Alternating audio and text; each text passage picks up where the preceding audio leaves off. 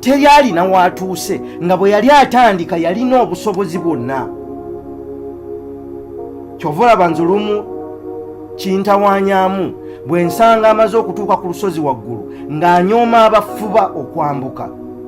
Aba yeerabidde nti naye alina we yatuuka ng'atandika butandisi. Bw'oba owuliza puroguramu eno nga olinako we watuuka ng'era olaba oli wa kitalo, kubamu akafaananyi we watandikira nga tolina ky'olina, wabula okukkiriza kwokka kwe walina. Olumu tewalina na kukkiriza, wabula Katonda yakuwa ekisa, ensi neekuvuga nga bwekuvuze, olwaleero ne weesanga ng'oli bw'oli. Si lwakuba nti wasuubirawo, naye embeera y'ensi ekuvuze n'ekutuusa w'oli. Katonda gy'akuweeredde ekisa n'otegeera w'oli, n'osobola okukozesa emikisa gyonna egyetoolodde w'oli okusobola okufuuka ekyo ky'oli.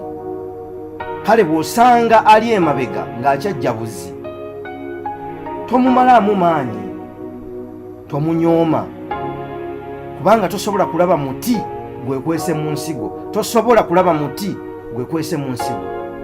Tomanyi bugazi bwagwo na bunene bwagwo, tomanyi na wa gye gusobola kukoma nga gusizza. Kale buli nsigo gy'otunuulidde kungulu ne bw'eba erabika bubi, ne bw'eba eringa evundirira, ne bw'eba efaanana bulala oba ng'eddugala nnyo, munda muyo mwekweseemu omuti.